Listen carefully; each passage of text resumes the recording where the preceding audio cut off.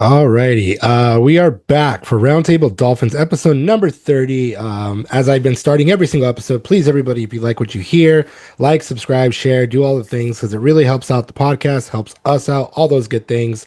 And also, the description of this video will contain the official Roundtable Dolphins site. There will be a lot more articles on there moving forward as training camp is officially here. We are here, people. There's so much to talk about, so much to go over. Every single day, there's things going on, but we are doing a weekly podcast, so we're trying to kind of keep up with everything.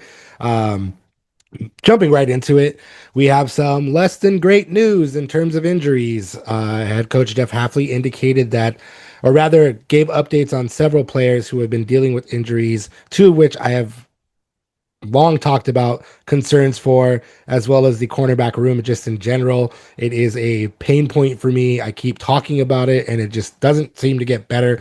But Storm Duck and Darrell Baker Jr. are both on the PUP list, which is the physically unable to perform list.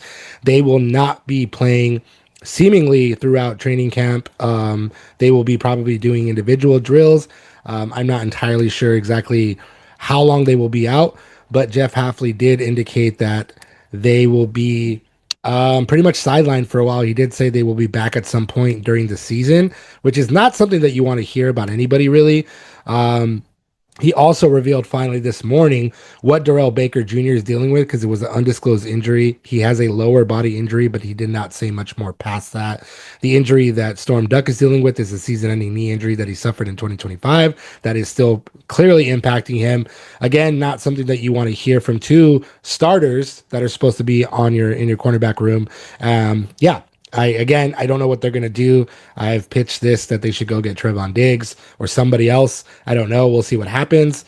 They just signed a defensive end, so we'll see if Jeff Hafley and John Eric Sullivan are going to do something about that. In better news, Austin Jackson is fully healthy. Austin Jackson has been a pain point as well. 14 games over the last two seasons, but Jeff Hafley very emphatically said he's back. He is back. And so that's great news. The offensive line is very important to the run game, to the Dolphins offense. So it's very good that he is ready to go. He also said that Devon Achane is good to go as well. He underwent offseason shoulder surgery. And he spoke about him a little bit more this morning as well during his media session, saying that he's going to ramp up, but he's obviously in no danger to be missing any of the regular season. But since they haven't played football in a while and he did have that surgery, they're going to slowly ramp him up. He will be doing individual drills. But good news, bad news. Cornerback room is still a mess. Austin Jackson, Devon Achane are healthy and ready to go. There you go. Again, it continues to go into its full steam ahead on the offense this year because not much is going on over there, especially in the secondary. I mean, that's not great news. That's really not the way that you want to start training camp. But I think it was something that was already a concern. And obviously, yes, it's more of a concern that these two starters are going to be out, or at least for a few weeks. Maybe it will kick them up the butt to go do something about it. But I think that would be the right thing to do. You don't just want to throw out, because I think going into the season with this less than healthy cornerback room is not a great way to do. And I think you need someone, even just morale wise, to kind of get them feeling like, okay, they're doing something.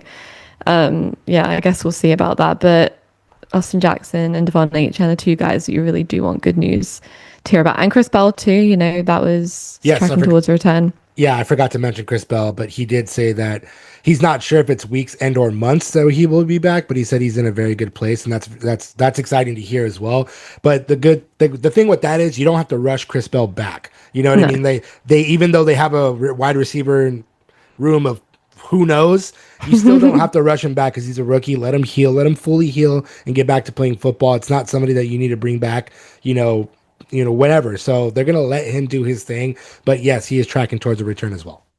Yeah. And I mean, for him, more than anything, he wants to get in on that competition that they're having out there in the wide receiver room. So I think, there are good things, and the good things are great and the bad things are not great. Yeah, like I said, like I had brought up before, this is very similar to early 2025 when Artie Burns got hurt, Storm Duck got hurt, and Kader Kohu got hurt. Their seasons ended, and they went and got Rasul Douglas and Jack Jones, both of whom are now with other teams. And again, I'll say it one more time. This is why they should have brought Rasul Douglas back. But whatever, they didn't listen to me. He's now with the Commanders. He's probably going to do good things there. So For sure, yeah, that's I'm an out. exciting team. I'm out.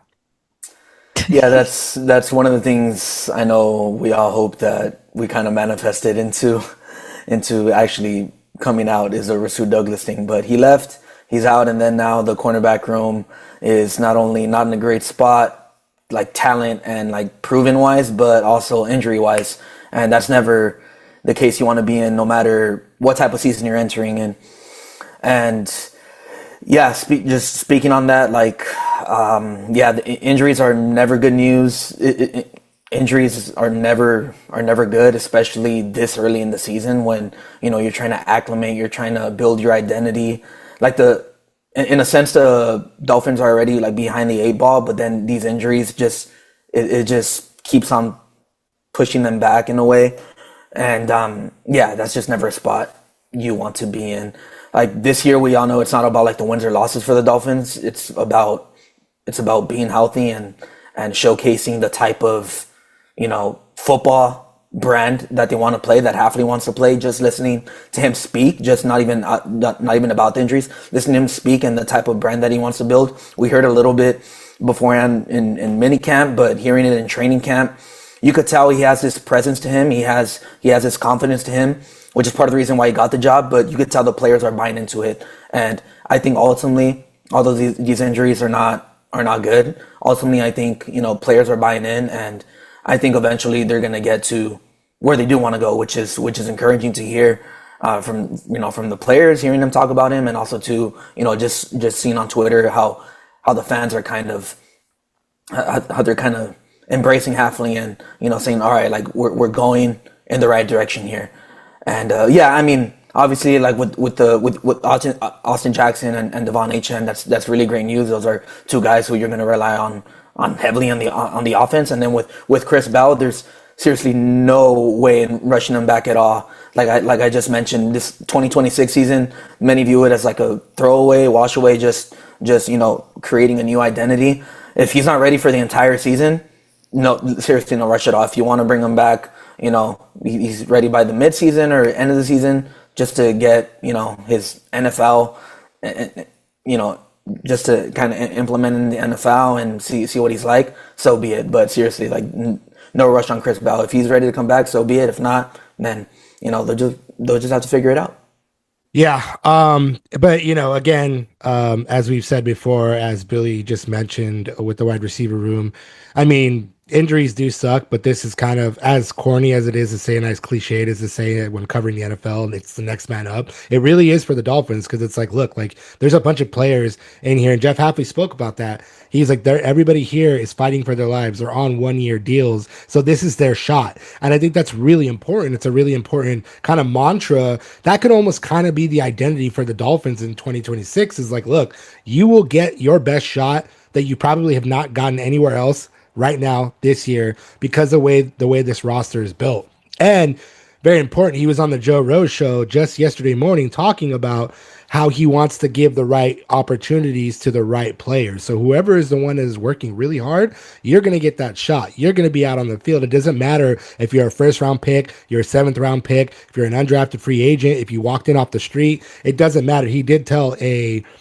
He gave an anecdote, I think when he was with the San Francisco 49ers, I can't remember what team he was talking about, but he was a defensive backs coach, and he talked about this guy that came in literally off the street. It was like an undrafted free agent, a tryout guy, came in and outworked the first round pick and won the starting job. And I think that's a really important, again, mantra for Jeff Hafley, as you were just bringing up, buddy.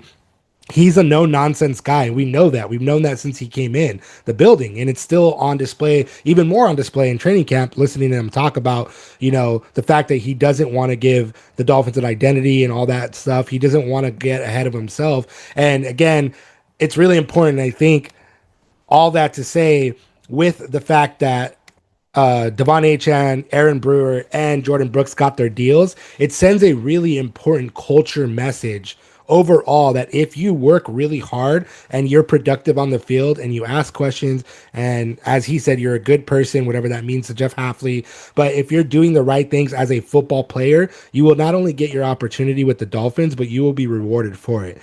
And so again, I just think that that's kind of the identity. It's like, look, just work hard. And I know that sounds very simplistic in its delivery, but it really is the case. Like, there's so many different players now in the cornerback room, especially with Storm Darrell Baker Jr. injured. You got these wide receivers. You got Tutu Atwell and Jalen Tolbert, sure, but Malik Washington. You got all the other guys that have never really been given a shot, and those two guys on the previous teams as well. They just got pushed further down the depth chart for obvious reasons. But at the same time, look, this is your shot. You're going to get your shot on the Dolphins in 2026. You got to make the most of it.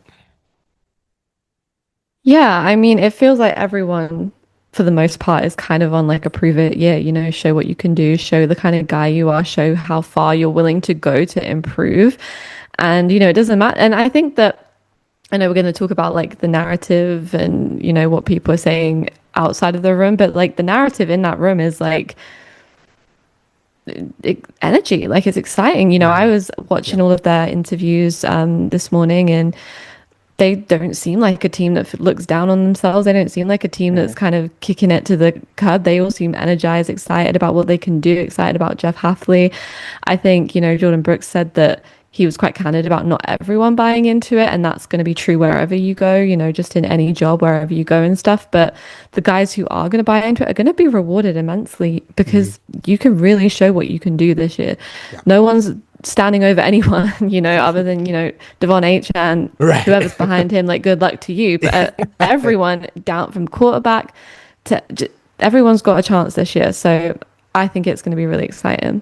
That's what good teams do. You play well in practice, and you're going to earn the shot to play in the game. This is that simple. So that's the type of identity that Hafley's building. That's what he's used to, right? It doesn't, like you said, James, doesn't matter if you're first round, third round, undrafted, you're on your seventh team. If you play well in practice, you're going to play well you're going to have the opportunity to play in the game. Yep. Yeah, and just going back to what you were bringing up, Billy, we can just jump right into it. So Jordyn Brooks, as we just talked about, getting his extension, he talked about the rebuild thing. He's like, it's not a rebuild for me. I've been on this team, and he's like, I want to lead the charge for the narrative change. Like, everybody in this Dolphins building wants to shake that whole, like, the Dolphins aren't a tough team, whatever. The biggest thing that they have to do to prove that is to win those bigger games and to play in cold weather, because that's been like their Achilles heel for over the past few seasons when they were with Mike McDaniel. Now it's with Jeff Hafley, and now you have a quarterback in Malik Willis who has played in cold weather games and should be able to live up to that challenge. But regardless of that, it's exactly that. And funny enough, the outside noise of that, I'll just blend this topic with it. So Jeff Hafley spoke about that. He said that he wasn't going to bring up the fact that everybody's counting out the Dolphins. And initially I was like, he should, because as you were saying, Billy, everybody in that building doesn't give a damn. Everybody in the building doesn't care what anybody else is saying about them. And I wrote that before Devon Achane spoke about it, and then Chop Robinson spoke about it. So Chop was basically like, yeah, okay, whatever, it is what it is. Like, and Devon Achane made a very good point on it. He was like, look, that's always us. Everyone's always saying they're down on us. And I was like, that is very true.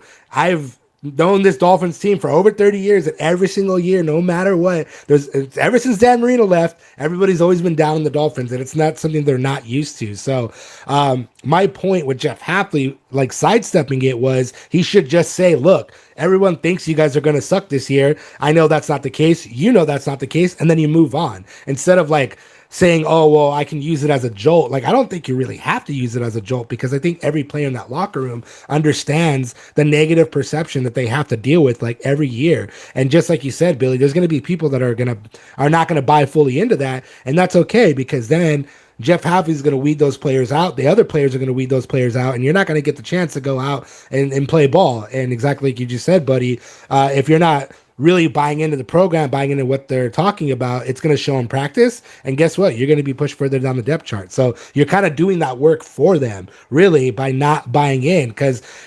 realistically, any team can go all the way.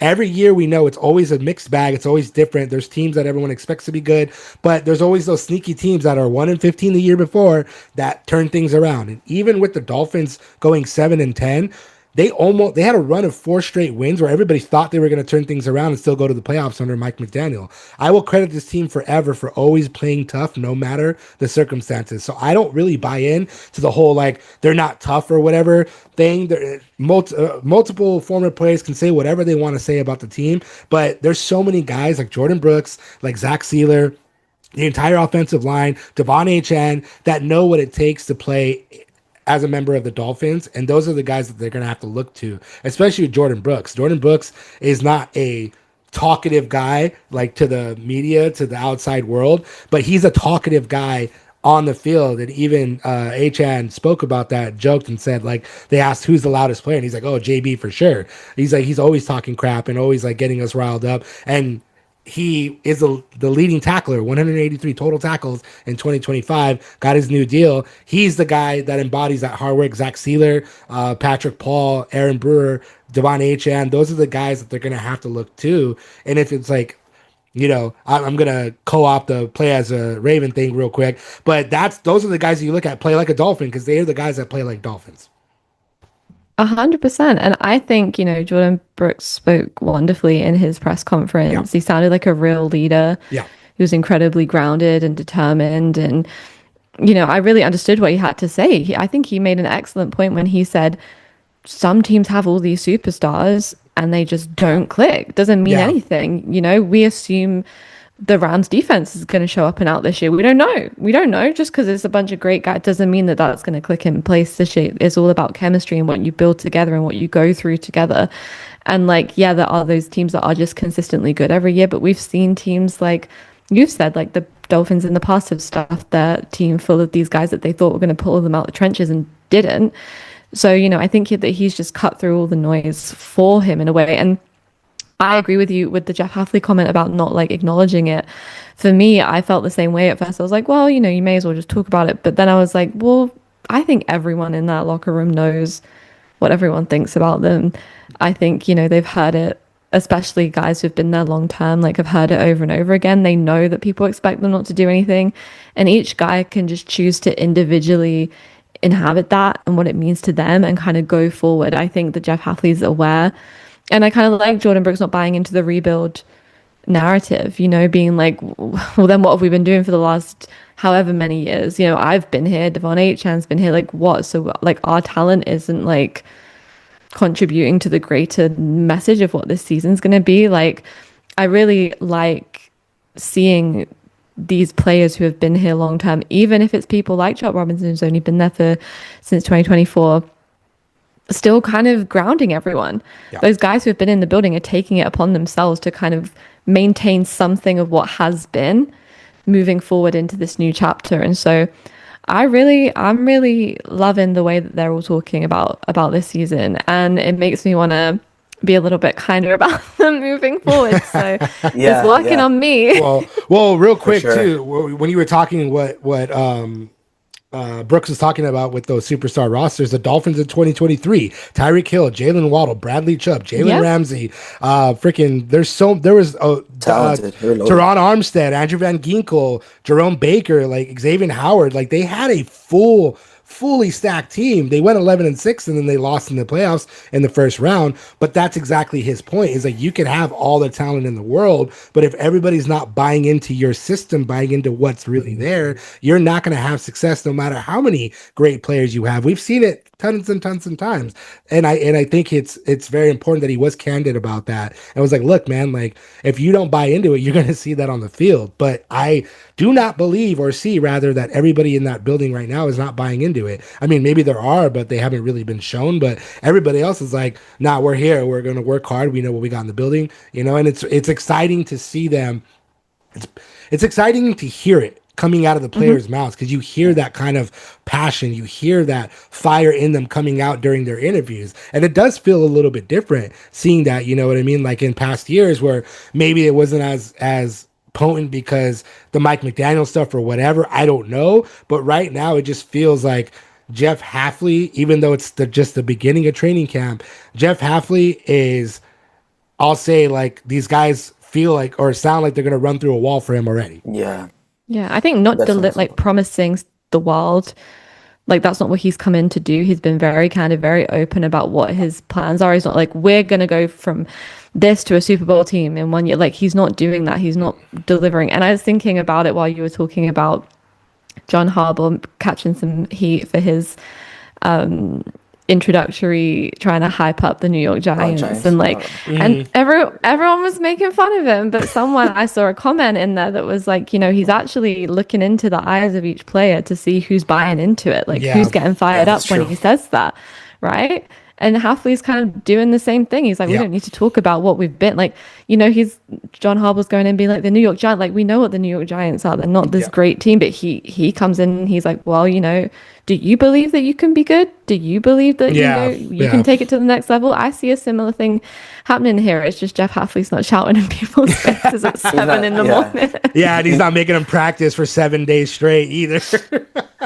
And he's not No saying it's the preseason Miami injuries Dolphins. right now. Yeah. It's the Miami Dolphins, guys. Dolphins. Miami Dolphins. Do you guys. want to swim or not? Do you? All right, that's it. That's all. Oh man, no. I think with Hafley and Sullivan, ever since they came in and they established themselves, I think not only did they keep players who they believe are cornerstones and pillars, but they kept the players who believe in them. Yeah. I think because the way that Jordyn Brooks was talking about Hafley and Sullivan and about this narrative of he like what he said, like he doesn't care if people think if people think that they're rebuilding or are going to go 17-0. He said, I look at this bunch of football players who are hungry and super talented. So Hafley and Sullivan, yes, they believe in Brooks and Achan and Brewer, but I think those three, along with the 90-man roster that's here and eventually the 53-man roster who will be suiting up for week 1, they believe in them too. Yeah. And that's just as important right there, because when you're trying to build a new identity, a new regime, a new chapter in Dolphins football or really in any organization, you need that on both sides. Yeah. Just like in any relationship, right? It's a two-way street. The two sides need to be always communicating, always joint, right? And that's similar with an NFL team or any type of club, because if you want to reach that goal, you just need that. We've seen it time and time again. We see, obviously, you don't need to be buddy with them all the time, right? But you need to have a clear understanding of the roles of the relationship of doing your job and I'll do mine and whatnot, and just hearing Brooks talk about this and just hearing him speak about it, it's just wonderful and encouraging to see. And I think from just looking at them and seeing them talk, I think they're heading in the right direction. I think they're in words of Sean McVay, they're in what oh my goodness, I'm blanking out, James. Oh, lockstep. They're in lockstep. They're in I, lockstep. I used that word in an article and I hated myself for doing it, but I did it anyway. We need a No, new word for it. Go to thesaurus.com, figure it out. exactly. So, no, yeah, exactly like you're saying. And you're also seeing it from other players. Like we talked about Zeke Biggers before. We talked about the guys that have slimmed down the defensive line so they can be more mobile, more agile. And now Chop Robinson. Chop Robinson, as we've talked about previously in this podcast, Jeff Hafley is a big fan of him and he believes that he can unlock this kind of new potential. And like you were saying earlier, even though he's only going into his 3rd year, the Dolphins are looking towards him to be a leader in that pass rush room, even regardless of the fact that there's a new coaching staff in place. He's been with the Dolphins now for enough years where now you're like, all right, you got to set the tone. So he slimmed down.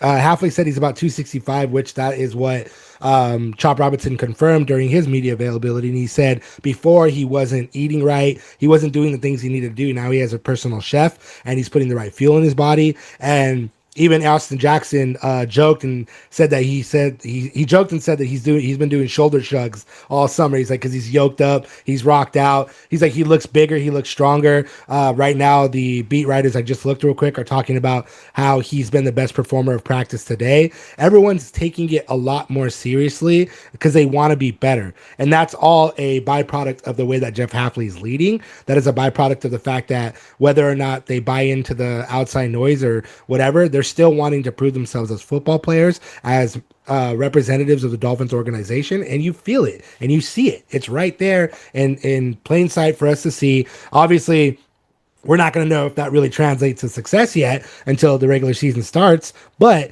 right now, as it stands, everybody seems to be on board for the most part. As we said, there could be some outliers we don't know about, but everyone's buying into it. They're taking it seriously, whether it's slimming down, they're doing more reps. Like Malik Willis did a whole camp in Jacksonville, and he brought along 6 or 7 players. We didn't bring that part up, and I'm bringing it up now. Like, everyone's taking it seriously because they want to be better together. And again, going back to what we were talking about earlier, this is your shot to do so. This is your shot to get a multi-year deal either here, I don't know, with another team or whatever the case may be, but this is your shot. And I think that is going to be a huge driving force for this Dolphins team in 2026. And I think we're going to see them be a lot tougher than people expect them to be. Yeah, and I think it shows Hafley as a great communicator of what the vision is for right now, because Jordyn Brooks spoke about it in his press conference too, about doesn't matter who you were, who you have been, it matters like who you are right now. It should be an equal level of encouragement to the veterans and the rookies. And I think Chop Robinson displayed that in his interviews, speaking about that, and by what he's doing just in his actions of like, he knows who he was, and then the year after he wasn't.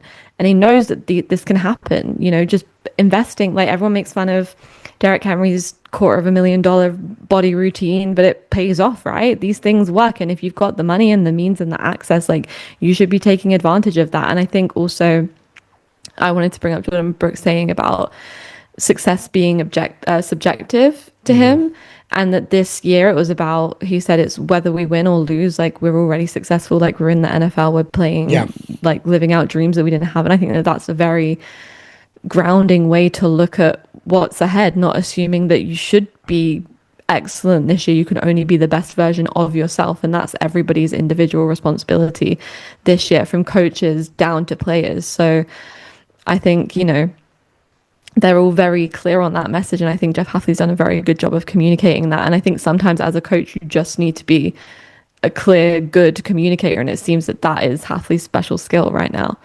By the way, LeBron James also does the same thing, and there's so many NFL players that bring up LeBron. If you want to be like LeBron, spend that money to make your body, get your body right. The dude's still playing. He's going to play 2 more years in Philadelphia, so, you know, it works.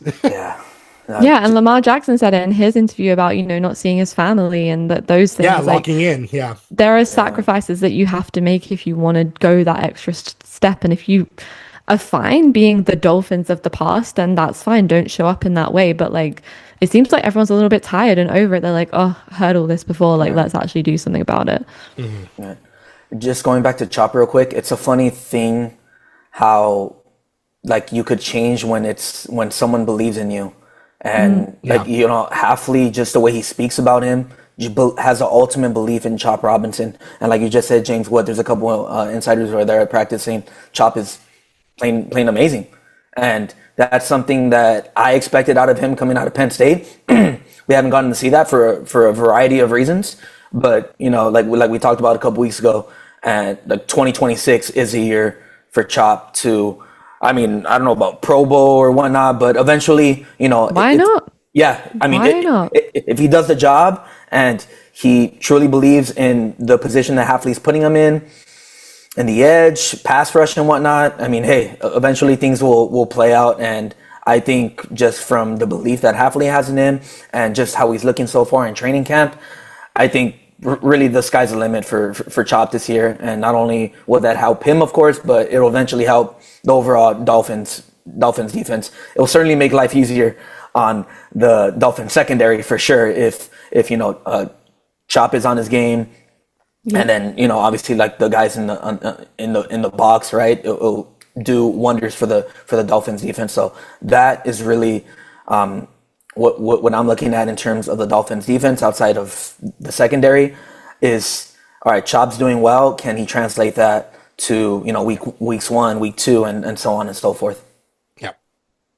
Yeah. Again, it's exciting, and you know, we don't know what this Dolphins team is going to be yet. Nobody knows, and that's what training camp is for. And again, you got some media members going and saying like, "Oh, what do you think of Malik Willis the first day of training camp?" And he's like, "What? It's the first day. What? I'm not going to judge anybody on the first day." And again, I really like that Jeff Hafley is a no-nonsense guy. We've seen that. He continues to be that, and that's only going to benefit this team moving forward. We will be back next week to talk more training camp stuff. There's hopefully some more better injury news, because right now that cornerback room is not looking too hot, but more stuff incoming. Again, please, guys, if you like what you hear, we do this every single week. We will be back next week for episode number 31. Like, share, subscribe, do all the things. In the description of this video is the official Dolphins Roundtable site. You can go create an account. It's free. There's a community post there that's kind of like their built-in Twitter. All of our articles analysis will be there. Podcast lives there as well as on YouTube. Thank you guys again for listening, and we will be back again next week.